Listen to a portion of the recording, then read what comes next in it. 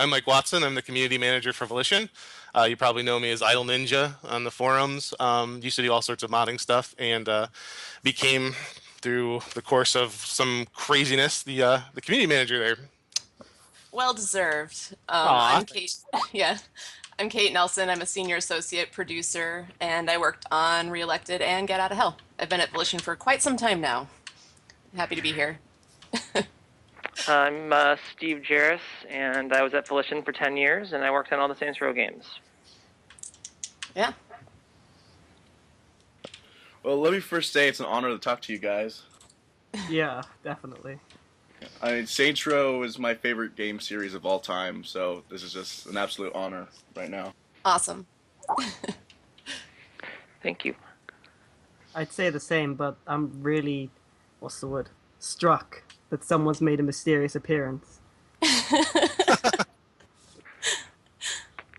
Oh, hey. It's nice to Hey, meet you, dude. sir. part of our motto has always been to do awesome shit, just spur of the moment, cool stuff. So, yeah. this seems Special to fit right guest in. for you. Thanks. I think Flippy's gonna kill himself once he finds out. Yes. I told you he'd want to be here. Is he not coming? He's ill at the Aw. moment, unfortunately. I'm sorry, what? Aw. He's ill at the moment, Oh, unfortunately. I'm sorry. Yeah. I got a little cold myself, but there was no way I could miss out on this. Yeah. Oh, good times. Yeah. So, Mitch, would you like to ask the first question? Well, you guys ready? Yeah, totally. Is everyone down? Sure.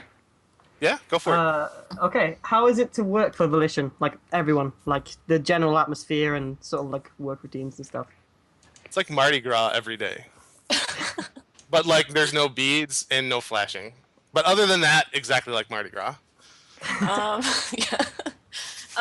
It's fun, creative work. It's challenging, keeps you on your toes. I love the people. I love the environment. You can see, even though, Steve isn't working with us anymore, we still, stay close to the people that we know. It's a really good place to work. It's like family is the word that comes to mind when I think of Volition. It's really family centric, and it's one of those things where we spend a lot of time together, both inside of work because like of long hours and stuff, but also outside of work because we're friends, and because of that you build not only do you build like meaningful relationships, but you also build a rapport that when you're working together you can really get a lot done fast because you know each other's instincts and you understand where their people's point of view and what they respond to, and so you can really make a lot of quick decisions when you have that sort of back and forth. And so because like we are friends and we are family, you can get it's a great working experience. So Yeah. I can't say enough kind things about them.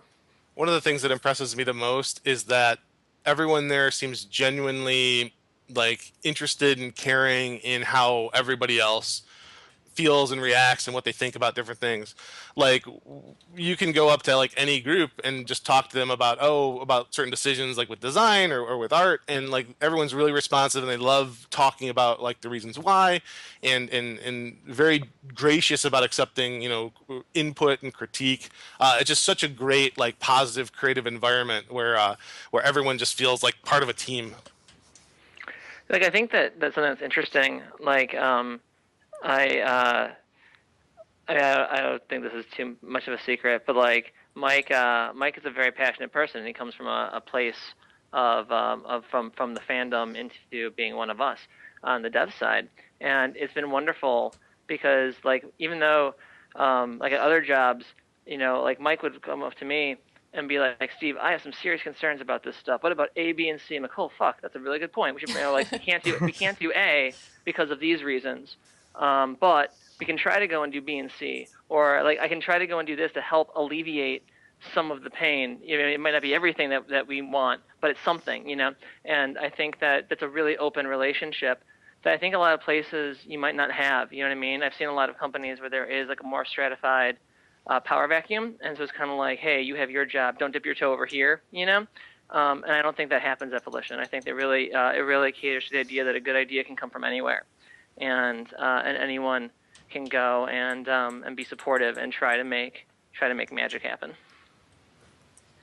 Yeah, you mentioned it's a good family environment too. Like being in Champaign-Urbana, it's a really nice area. You know, we're in the Midwest, which is not a common place for a game studio, and it it's kind of cold. like just Oh God, adds it's to cold.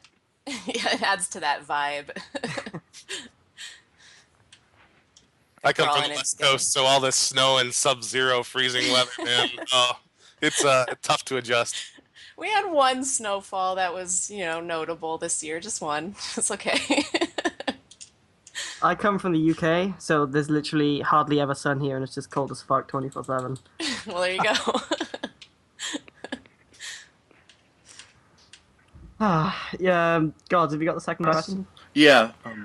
How is the progression of the SDK for Saints Row 4, and when may it be released?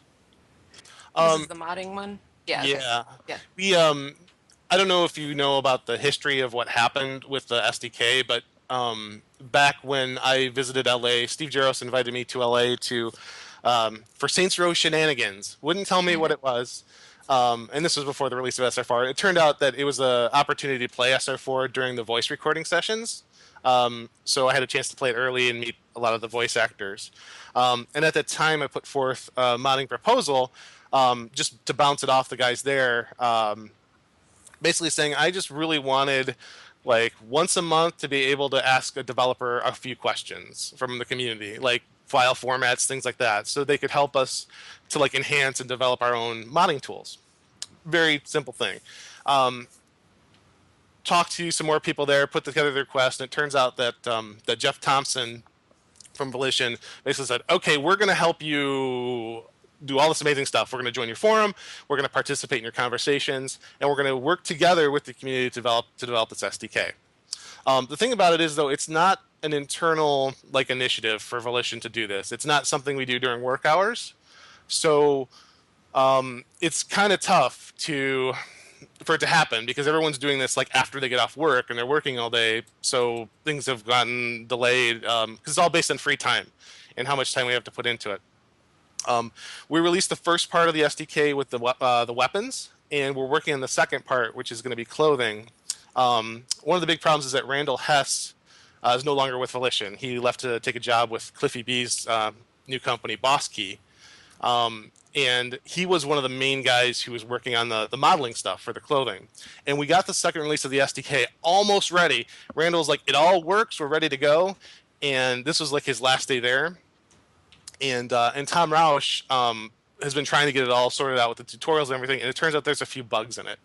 So it's not working 100%. So this last tiny 1% piece of the second release of the SDK is kind of like hanging there in limbo. And we're trying to get another tech artist, to step into Randall's shoes to try to figure out these last few bugs and get it out the door. So there's all these things going on in the background that are stopping it from coming out. But it's coming soon, just as soon as we can get some people on it and to sort out these last few problems. I know Mike Wilson is still diligently looking at stuff as well. Oh, right. Yeah, and Mike Wilson is Yeah. working on an actual Steam patch where it will remove some of the memory restrictions and limits, where modders will be able to create their own pack files, and it'll basically it'll help remove all the incompatibilities with different mods so they can all play nice together, and it will also allow modders to create many more table entries. So up until now, maybe you could do like 4 extra weapons in addition to the existing ones in the game, and from here on out you'll be able to do like 200 new weapons because there won't be any limits to add. So you can have these big long lists of homies, of weapons, of clothing, and not just have to replace in-game assets or be stuck with only adding a few extra entries. So we're actually in test right now. We're going through the game, we're playing through it, trying to see if there are any problems with it. We ran into some bugs where like enemies wouldn't fire weapons. So it's like, well, okay, what did we break in this alpha patch? So trying to figure that out. So we can't really release it to the community yet to play with when we've got serious things going on like that in the background. So we're trying to straighten all that stuff out, and once it's all ready to go and we think it's in a good enough state, we are going to open that up to the public, where they can opt into the beta and get the new patch and then start modding and playing with it and breaking it, and then we'll be fixing it. So that's all coming. it's hard to put an ETA on these kind of things since we're all doing it in our spare time. But I would maybe within the next couple of months, hopefully. That's fucking awesome. Definitely. I know Flippy's been messing around with the current version to try and make the Beverly Hills boombox gun. Oh, I saw this video. That was hilarious. Well, I'll ask the next question. Where the fuck did I go? Oh yeah. How does it feel now that Steve Jarros has left and just buggered off to Valve? I think it is. I can put down my phone if you want. You can give an honest answer. I'll don't back do up it. my phone. No, it's sad to see Steve go. As you can see, we still have a good relationship with him. But he left a legacy of creativity behind too. So it's giving people an opportunity to stretch their wings a little bit and keep his legacy going for sure. Steve, how do you feel about being gone? It's weird. Yeah. I mean, we this is here to talk about Saints Row stuff. I don't. Yeah. We don't need to dwell on. No, me. we don't. Well, But- I'll say that I miss you terribly, Steve. Yeah. Oh, thanks, Mike. I miss you too. Steve was the reason that I even really got the opportunity to meet with Volition, and he put me on that path of this road that led to my community manager position. So I'll always have love for Steve in my heart. Yeah, it means a lot to me. Thanks, Mike. What else you guys got? All right. Let's see. So Idol, how did you go from modder to community manager? Bribes and drugs and no, I mentioned this a little bit earlier before, but Steve invited me out to LA to play Saints Row 4, an alpha of it, and we really hit it off. We had a great conversation. It was myself, Alex Mejia, who's our AV guy, and Jeff Belusky, one of our writers, and it just was just a really great positive experience. I went in with a laundry list of complaints about the Saints Row games because I'm a big Saints Row 2 guy. Saints Row 1 and Saints Row 2, mostly Saints Row 2, and I wasn't a big fan of 3. Fan enough to mod it and spend a few hundred hours playing it, but I was really kind of disappointed in some of the lacking features and the direction it went. So I kind of went to LA with an agenda of two things, and the first thing was I wanted to voice some complaints that I've had and that I've seen the community have. So I made this big long list of things that I was unhappy about, and the second thing was to talk about the modding stuff. I didn't know what to expect. I kind of wondered if it was not going to be a very positive experience because I wasn't going to be like a sycophant and suck up to these guys. I wanted to basically be very honest and make sure that the community's voice and my voice was heard. And it was just so great because like Steve and the other guys were so receptive to the discussion. They wanted to know what I thought, and we had a really great conversations about the games and the good and the bad. And throughout the whole course of the weekend, it was just a great time. And when I got the offer to step in to do community work, it was a pretty easy decision. And then the job offer came later.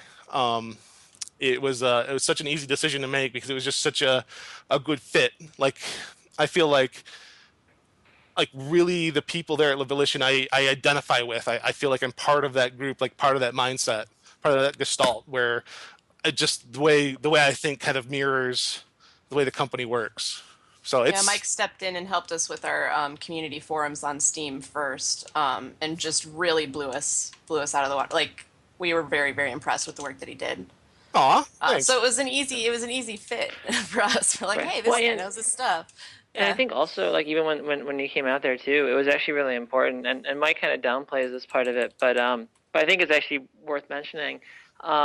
Like, we didn't pay for Mike to come out to come out to the LA thing. And that was actually really important because it was like we didn't want Mike to give feedback that felt he had to go and say something positive because we were paying his way. You know what I mean? That wasn't what it was about. It was about reaching out and connecting to fans, and knowing that he really, like, Mike really loved Saints Row 2, and you really fucking hated Saints Row 3, and so it was really important to go and be like, I understand that you love this one, you hated this one. In Saints Row 4, one of our big goals was trying to go and like bridge the gap between, you know what I mean, people who really like Saints Row 3 and people who really like Saints Row 2, and so it's like, great, let's go and take a guy who loved one, hated the other, and see, you know what I mean, and just be honest about why things happen. Just have a really frank and honest conversation about stuff that you normally don't get to have with people. You know what I mean?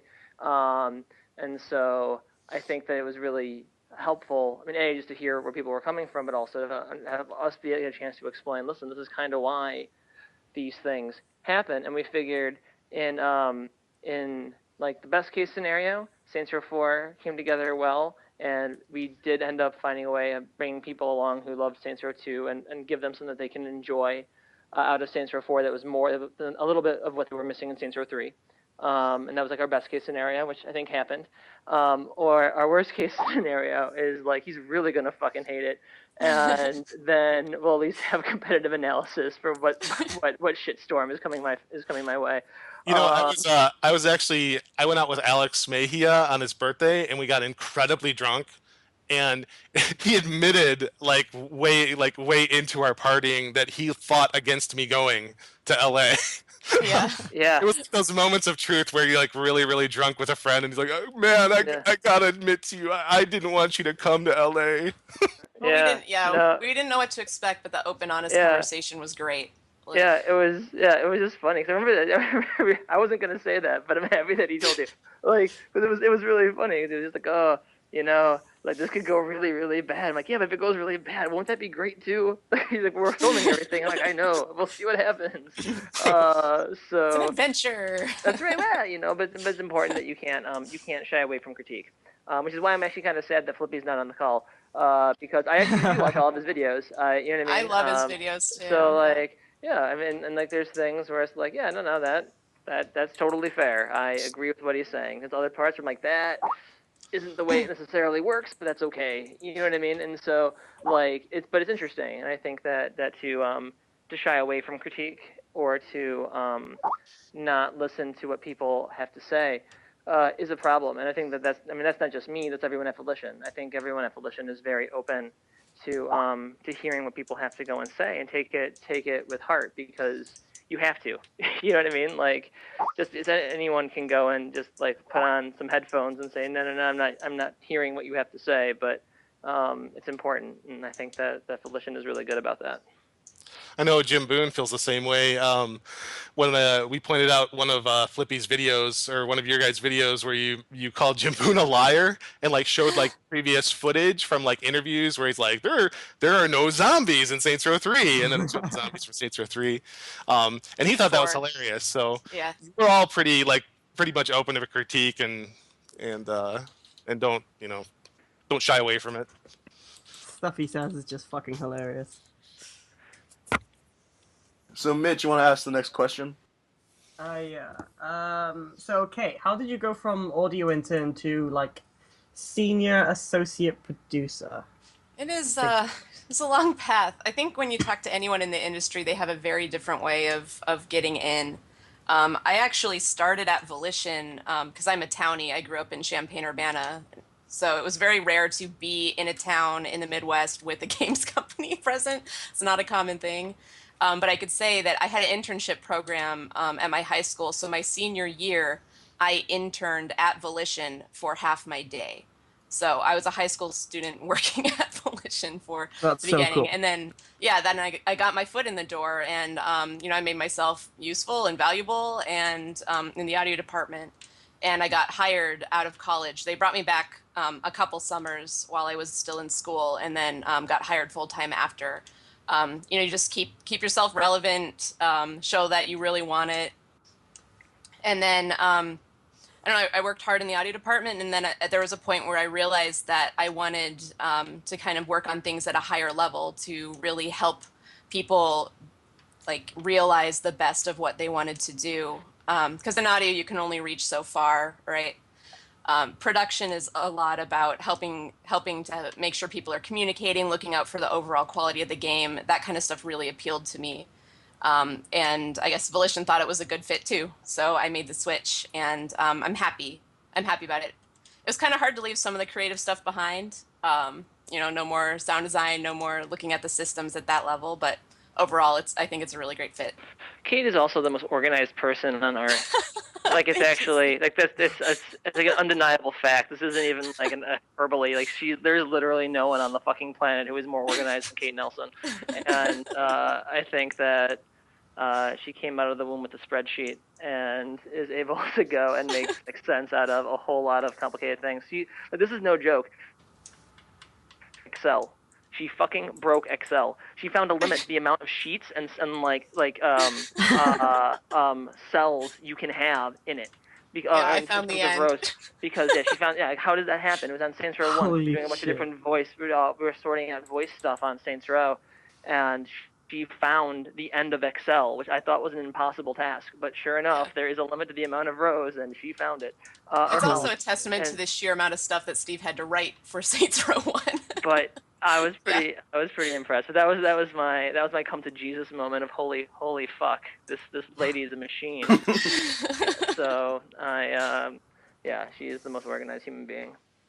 But yeah, you talk to anyone and they all have different ways of coming in the industry. Like Mike's story is pretty unique too. So and Steve, you started in QA, right? I did. My beginning was QA tester. I was a QA tester on Punisher. And originally I wasn't even, I went to school for playwriting, and I was planning on moving to New York or LA to pursue playwriting or screenwriting, depending on like where I decided. But I needed a year to make my choice because my wife, or my girlfriend at the time, was a year younger than me. So I'm like, oh, well, I'll stick around Champaign for a year, and then I'll move to a coast. And in that time, I got a job as a QA tester at Volition. I'm like, holy fuck! Like, this is, at the time, I was like, oh, there's a video game studio in Champaign. It's gonna be like 2 guys and a cat. And I was like, holy fuck! It's the Red Faction guys. Oh my god! They made Descent. Okay. And so I got a job in the QA department there, and I was there for a couple weeks when I saw a position for the NAP came up, and I applied for that job because not that I thought that I would get it, but I just wanted people to go and kind of see my face, and be like, oh, like, this guy takes things seriously, and that's kind of interesting. And when I was at the at my interview, the AP thing, like, I remember I was interviewed by Rick White and Jacques Henke, and they looked at my resume and they said, well, why didn't you apply for a writer job? I'm like, writer job? Holy shit! Like, forget the AP. Like, tell me about that. And so I took this writer's test, and it was blind. They didn't know who did what submissions, and I got the job, and I was hired to be a associate. Like an assistant writer on Bling Bling at the time. This is before it was even called Saints Row. And and I was hired to be assistant writer. They had a contract writer who was going to write things, and at the end of the day, they liked my stuff more than the contract writer's stuff. So they killed the contract and gave me a battlefield promotion and said, you're going to write the game. And so I did. And then it kept on going from there, and then just more responsibility and taking on more tasks and things like that. And so it was a really it was a crazy journey, and I think Neil Druckmann had the same experience at Naughty Dog as well. He was an intern there, and then over time became their creative director. So the moral of the story is that there are no small jobs, only small people, and you know what I mean. Like, if you just go and love something and you have passion and drive, you can make things happen. So it's but yeah, I think all three of us actually have a pretty odd way. But now it's different too. Like, now there's more like game programs and things like that. You know what I mean? Like, I wonder if I would have got a job today. Like, if today I were to go back into it, like, if I would get hired, because you know what I mean? Like, there's so many people that come out of like Full Sail or Digipen or Guildhall who have like their fucking demos are insane as designers. It's, oh my god. You know what I mean? Like, I can't do that. That's amazing. Or like what you guys are doing in modding. Holy shit, that's crazy. I know at Obsidian, they almost exclusively hire modders. Not exclusively, but like they were like I remember Chris Avalon has this great story where someone applied for a job at Obsidian, and they showed like something they made for Skyrim, some like huge mod they did, and it's like you're hired because you've already been doing this job for free so we're just gonna like hire Just you. gonna- So you just like everything that you just did is what we would have you do when you just shipped a game. So like, here you go.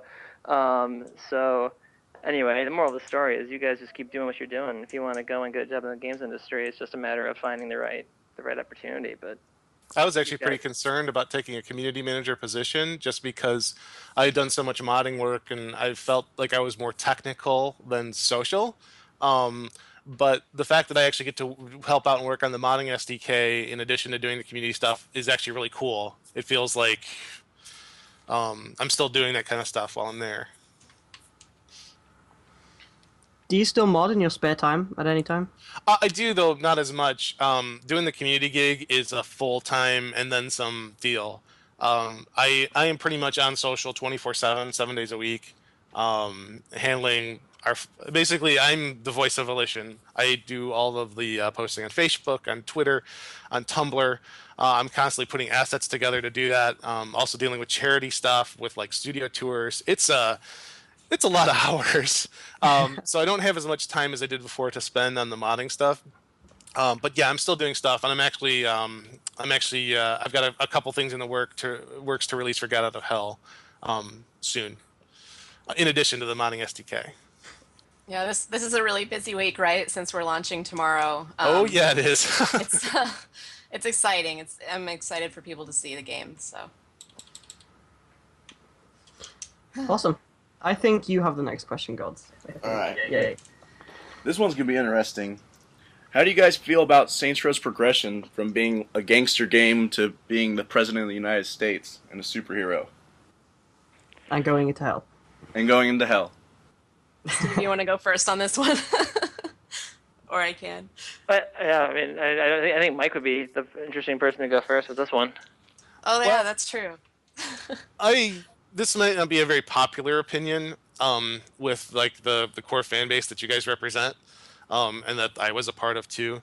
But I actually really like the whole progression. I think it makes sense. It feels like it's like from like the story going from game to game and the whole media icon celebrity thing with SR3 and the whole superpowers with 4 and Hell. It feels a very natural progression to me. Like it's like just pushing it over the top more and more and more. When I mentioned I had problems with earlier games, my problems were not the tone of the games. My problems were more of like features and functionality. The fact that the city Steelport didn't feel as lifelike. Like customization options were missing. A lot of the diversions were missing. It felt like to me like Saints Row 2 was a very much a full fleshed out experience with so much to see and do with an amazing city, and with SR3 it kind of felt like a lot of those things were scaled back just to make the game prettier, and also that a lot of the previous characters and the previous story in the game were not treated respectfully. For example, in Saints Row 3, Shondi's personality changed completely. Did a complete 180 to what she was in SR2. The fact that Gat looked completely different, that Gat died early, that Pierce even felt different. It felt like very much a dividing line where Volition was ignoring the history of the franchise and trying to create a game for a new audience and not respect the old fans. So those were like my problems with the game. It wasn't that it was going crazy that I didn't like. It was the fact that I felt as a fan I wasn't being respected. But with SR4, it felt like a kind of a return, not to the roots, but it felt like it honored that past. We had the mission in Stillwater at the church, that with the Saints Row 1 stuff. There were a lot of references to the early games. It felt like a love letter to all of the games in the franchise to try to like bring it all in line and together. So I really liked 4. I thought 4 was pretty awesome in that sense.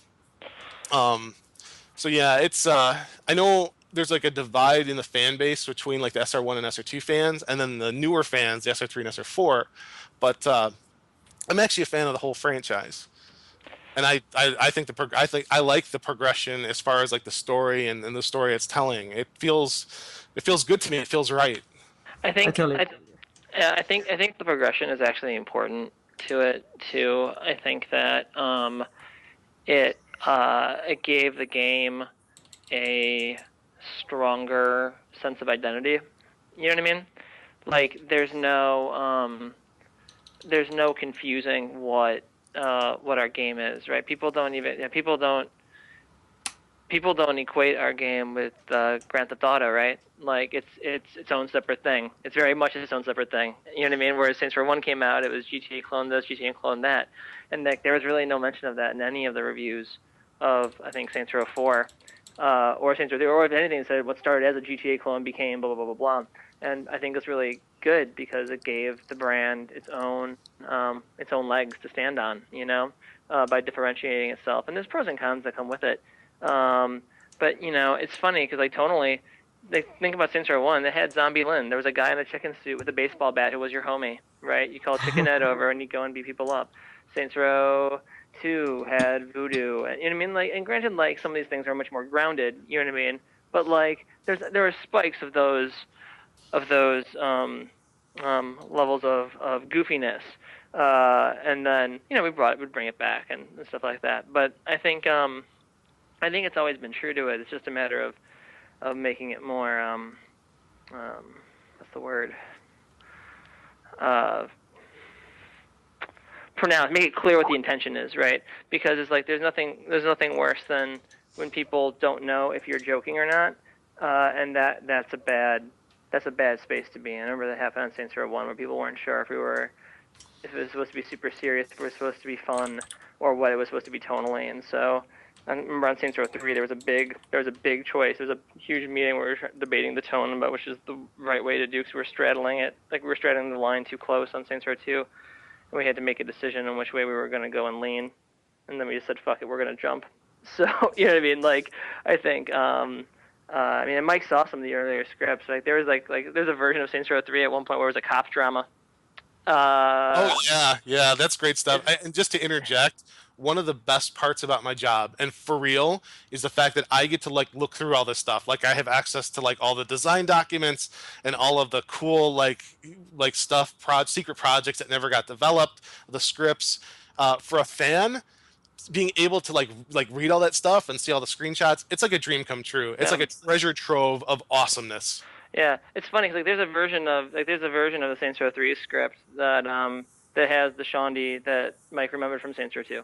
Like there's a version of that's out there somewhere. You know what I mean? Like there's a part where there's one time she had after Johnny Gat dies, she gives this big monologue in the Saints Row church about her experience being left behind, how she's got to stop being a party girl, and she has like this entire stories about Shondi having survivor's guilt, and like there's like nightmare sequences where Johnny Gat came for Shondi and stuff like that throughout the game, and she was like freaking out about leaving Johnny behind and how it like wrecked her as a human being, and like that was a version of the game, and it's just funny because like that's how games get made, and like, you iterate things and like you get some things with that, you get other things, you lose things with that, and so it was. Did THQ make us dial that back? And yeah, I think they were right though. You know, I do. It was really dark. It got really dark, and I think that they were right to say like, you know, Steve, it needs to be more fun, and I think that some things got lost in translation. I think there's other things that happened in the Saints Row 3 script where like you go and you cut. There's lots of things that we cut for scope at certain points in time, and it's funny because when you're developing something. And you think, oh, okay, we'll cut this shot, or we'll cut this cutscene, or we'll cut this thing from this mission. And when you're playing through it again, you don't realize how much has been cut, because in your mind you remember all the stuff that used to be there, right? Like you remember the character motivations that you don't see anymore because you know that the characters have them. And so that was another big problem with Saints Row 3 that we didn't really follow. We were better at in Saints Row 4, but where like there's things that were cut. Where I'm like, no, we totally set that up. And I went and played through the game and like, holy fuck, we cut that scene. You know what I mean? And it's just like there's these moments where, you know, like you cut a little joke here, a little ambient dialogue here, a little moment here. And it's no big deal. But when you keep on doing that, eventually that adds up. And all of a sudden there's like character traits that are missing or things that don't look like they're foreshadowed properly because you cut you know what I mean? You cut the fluff thing, but that fluff is actually important because that builds up the next emotional beat. Yeah. But overall, the vibe was consistent for Saints Row 3. Yeah, exactly. And I think that, yeah, I mean, so on the whole, I'm really happy with the progression. It was an interesting, making games is an interesting experience, and it's full of random facts.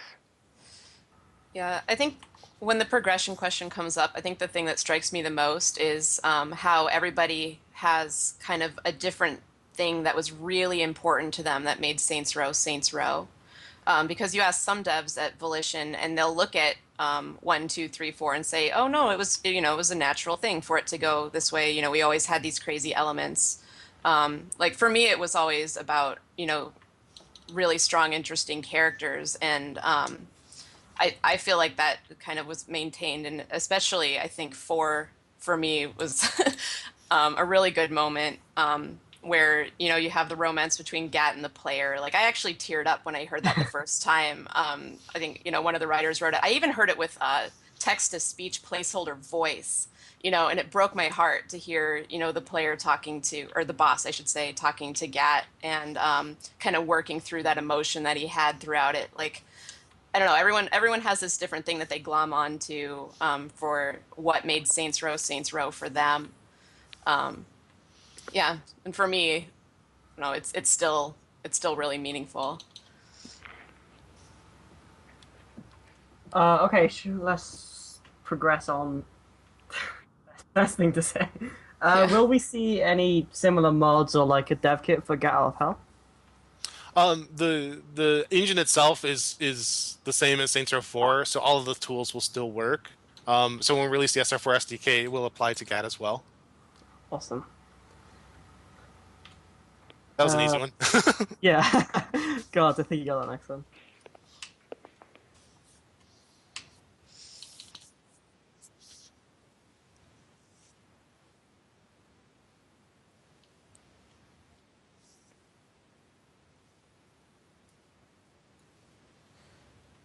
There's a kind of a gameplay standard that we have to keep in mind, and I'm already seeing it on the forums a little bit, where people are saying they're having a hard time playing 3 because after 4 they can glide, and then maybe I'm going to guess with GAT after you can fly, it'll be hard to go back to glide.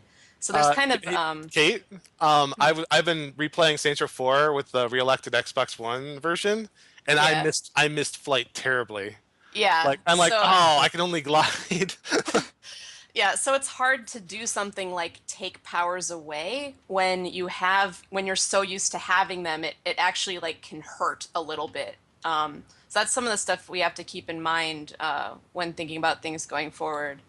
That was part of the Well, problem. theoretically about, yeah. Right. Well, going even like forward. if you apply into the creation of GAT, right? Like that was one of the biggest things about that, where it's like, okay, fuck, we have superpowers in Saints Row 4, right? What do we do for an expansion pack that we can't go back to the Dominatrix? We can't go back to Stillwater or Steelport again, right? Because we spent 2 games there. So if we do an expansion pack set in Steelport again, we're totally fucked. Yeah. So like we need to have someplace new. So okay, where can we go that we can also have superpowers? If we don't have superpowers, we're totally hosed. And that's when we're like, okay, what can you make your short list of like justifications of ways you can go and have powers, and like, all right, looks like they're going to hell and they're gonna fuck people up, Yes. But it's a thing you have to be keeping in mind, because you get used to things and you enjoy them, so you want to give them more of it.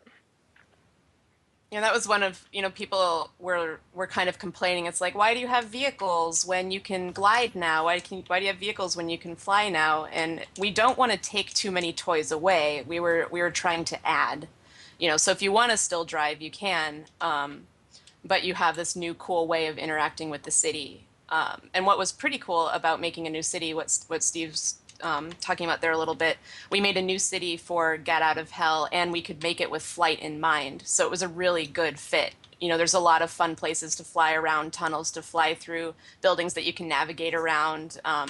So it really like upplays the new way to move around the city. So it was a fun thing to do. Fair enough. I'll progress on. Oh, I keep saying that. It's stuck in my head now. If you can say anything, we're hoping you can.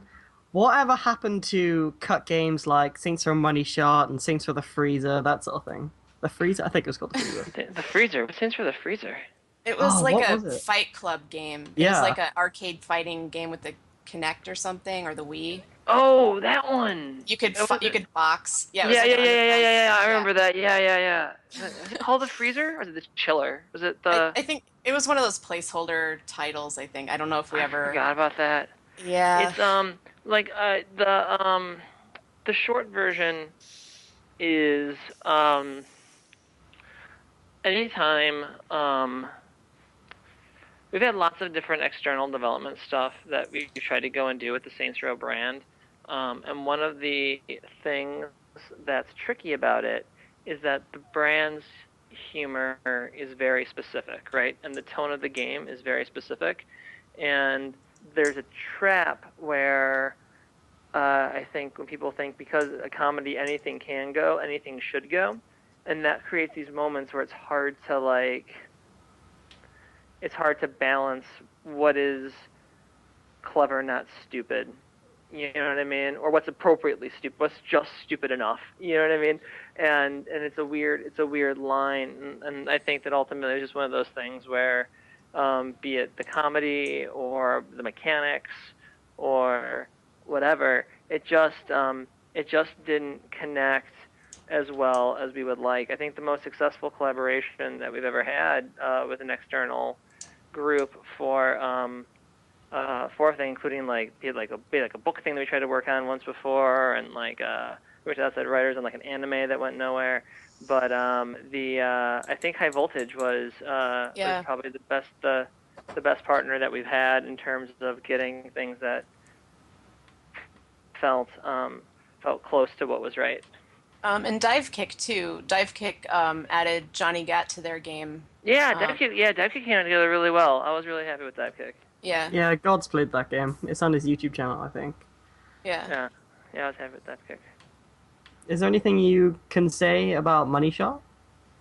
Probably not. I mean, there's not much to say. I mean, it's funny, like the yeah, it was kind of cool. I mean, you played like an Altor assassin in it, doing Altor things, but it just didn't.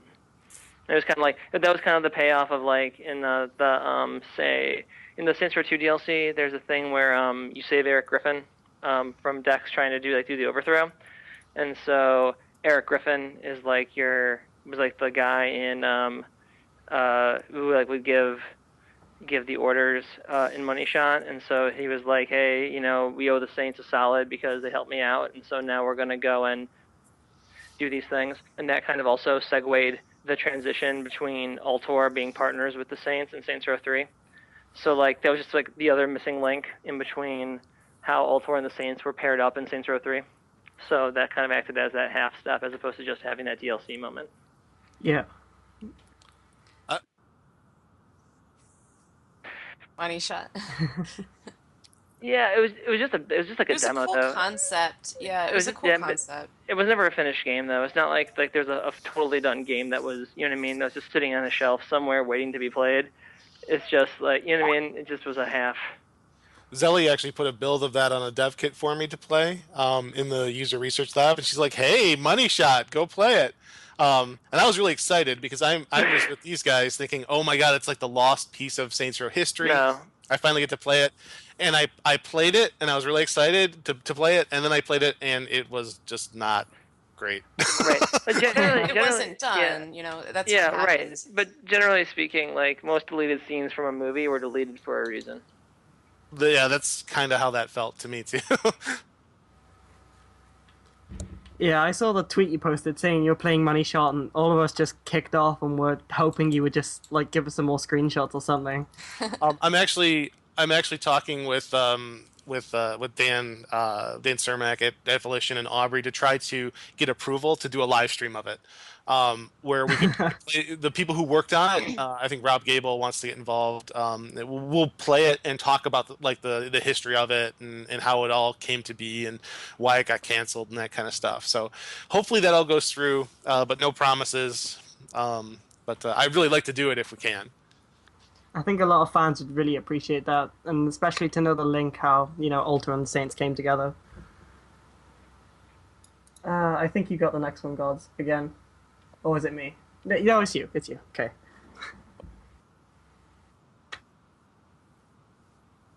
Oh yeah.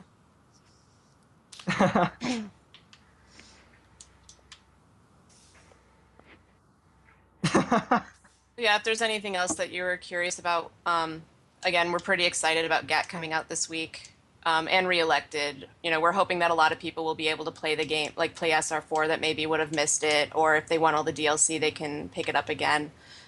We think the price worked out really well. It's a good deal.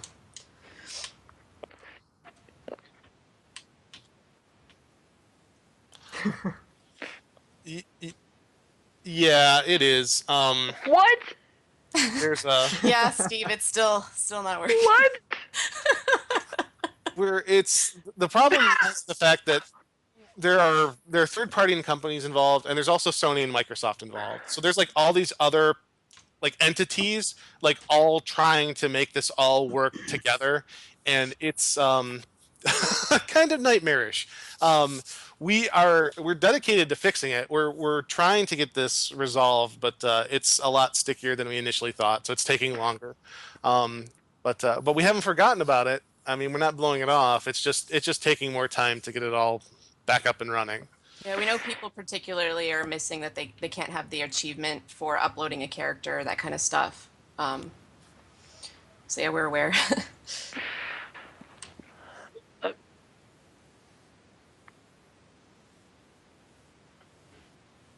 That actually wasn't, so you can't use, there wasn't a plan to use Inauguration Station or anything like that. If you have a local save of Reelected or Saints Row 4, like on PC, for example, you will see your customized boss in the game automatically. It just looks for a save on that same platform.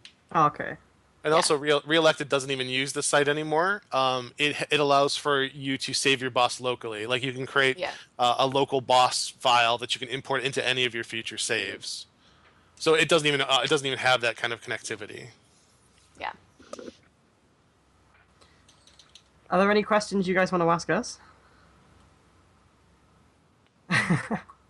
Where's Flippy?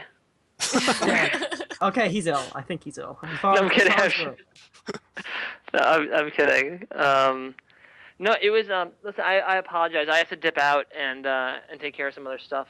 But I apologize. I wasn't planning on. I just heard about this call like this morning where I was talking to Kate about some other stuff about Get Out of Hell, and she's like, "Oh, hey, do you want to be on the phone with some Saints Row fans?" I'm like, "Fuck yeah, that sounds great." So I have not. I apologize. I did not appropriately clear out my the rest of my day, and I have to go and prep for a meeting that starts in a few minutes. So, that's cool. But it was wonderful talking to you guys. It was nice to meet you. And it was great hearing your voice, Mike and Kate. It's been too long. So I hope you guys have a great day and enjoy the rest of your conversation. Love you, You Steve. as well, dude. Thanks so very much. Thank you. Right, have a good one. Later. A lot of PC fans have been disappointed that Saints Row 1 isn't available for PC. Do you think that'll ever happen? All the Saints Row 2 DLC. Yeah, that kind of stuff is very difficult to do technically. So, we don't, that's not something that we're looking at this time.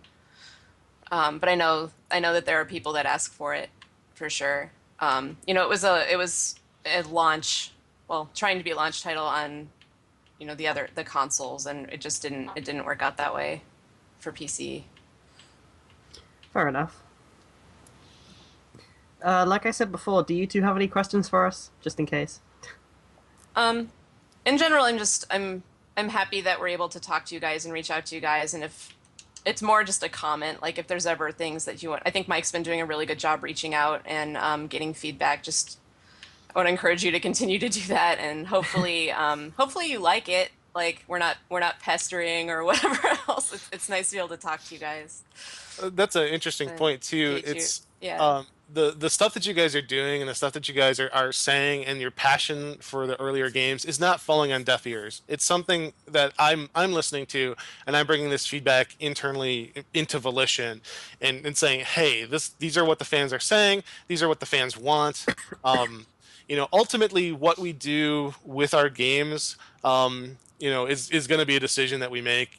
Like if we want to do something, go to hell with Get Out of Hell or whatever, we're gonna make that decision. But we're also listening, and we're aware of the critiques, the comments, both the positive and the negative, and what fans are saying. We did a survey a while back and got a huge amount of responses for it. So, a lot, and we at our last like company meeting that everyone was at, our user experience group actually gave a presentation with like the numbers, like how many people were commenting on this, and how many people like said that this was their favorite game, and the things that they like about Volition as a brand and the Saints Row games. So it's like all of that stuff is really important to us as a company, and we are like talking about that as a company, as a studio, what the fans are saying and what the fans want.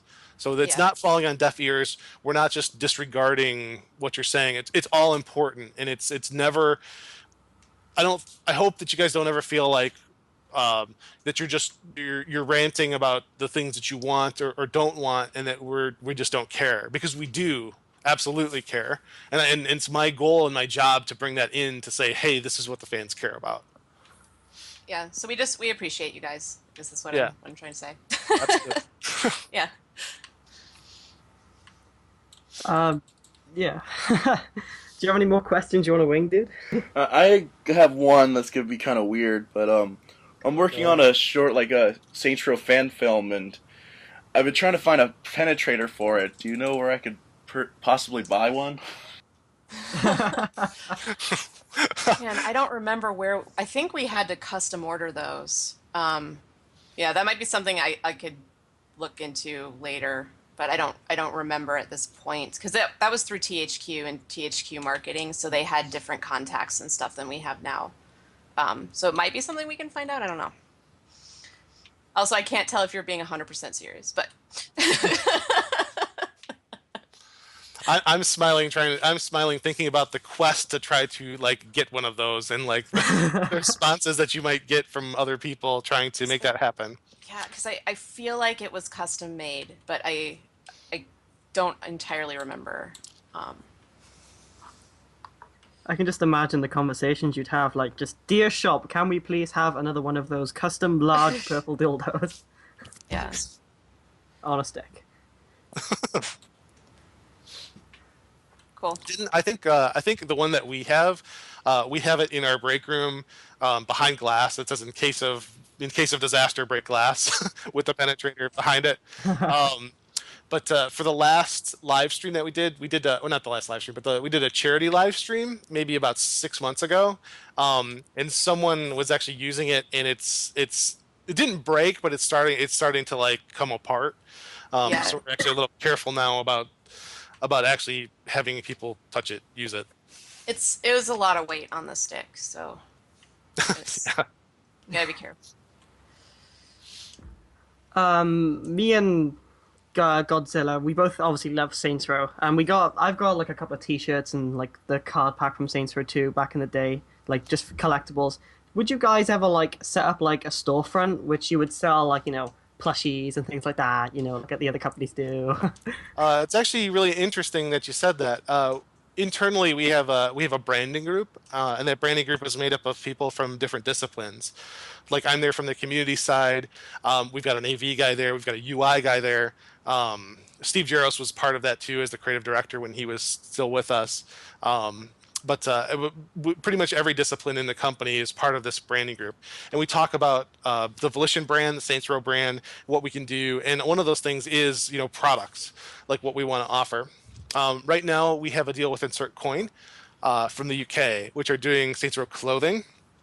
We're actually talking with them about doing a second wave of those, so some new stuff. And then we also, I can't really talk about this yet, but we do have something in the works for possibly some local stuff here in the U.S. And I can't give you any details about it, but I can say it's awesome, the kind of stuff that we're throwing around with what we're hoping to offer the fans. Now I'm excited. I haven't heard about this. When we get done with the call, Kate, I'll fill you in a bit on that. Yes, insider info. It is cool. It is Awesome. it is like going from like starving for merchandise to like Nirvana, manna from the heavens kind of thing. So Yeah, hopefully it works out. Sounds yeah, good. we'll see how that all plays out. Yeah. Well, if you ever do get like a storefront setup where you would like choose to offer like sell like little collectibles or anything like that, I'm really looking forward to it. I'd love to. I've got a desk just made up of collectibles, and I've got a whole Saints Row part where I've got shirts and stuff. And I just love to add more stuff to it. Yeah, I've been wanting plushies for a while. We have a lack of plushies in the Saints franchise. I think we need to fix that. But that would be my thing. Well, only if I can get a Mr. Sunshine plushie. I don't know. I think the imps would be a really good plushie, the Gat imps that we have, but we'll see. So cool. Thanks, guys. I don't know if you had any other questions or. Gods, do you have any more questions? I still have one more if you guys have time. Yeah, shoot. What's your question? Which is your favorite game out of all of the Volition like sort of produced games? Saints Row 2, hands down. Easy question. I think for me, just because it was my first game working full time, it'd be Red Faction Guerrilla. Oh, I fucking love that game. Yeah, I think like that will paint my answer because it was the first one that I worked on the most, and you know it was a great team. It was a great experience. Just that first game, I think a lot of developers have that special place for it. So that was mine, for sure. Destruction is something that I don't know. I always wish we could do more and more destruction with that system. So it's cool. Oh, Cool. yeah, same here, definitely. I love the references in Saints Row in Gorilla from Saints Row, like the Shondi. I swear there was like audio logs of Shondi in Saints Row Gorilla. I could be wrong. No, I you're swear. right. There were Yeah. radio tags. Yeah. It was a descendant of Shondi that wound up And- on. And Ultor was in it too, I think. Yeah. Mm-hmm. Ultor started in the Red Faction franchise and was brought into Saints Row. The Oh, name. that sounds cool. Yeah. Because I remember seeing the Saints Row 2 DLC where you had all like the Red Faction Gorilla assets, like the EDF armor and the car and stuff, brought Yeah. into the DLC, which is really cool to see. I don't know. I think that's it as far as I'm aware. Anything from you, Gods? Nah, I got nothing. Cool. Same. Yeah. Thanks for having us, guys. It was a lot of Oh, fun. no problem. Yeah, thank, have a good week. thank you guys. Thanks so much for doing this with us. It's been really an honor and a pleasure. Awesome. Yeah, enjoy the games this week. See you guys. All right, bye. Later, dude. Bye.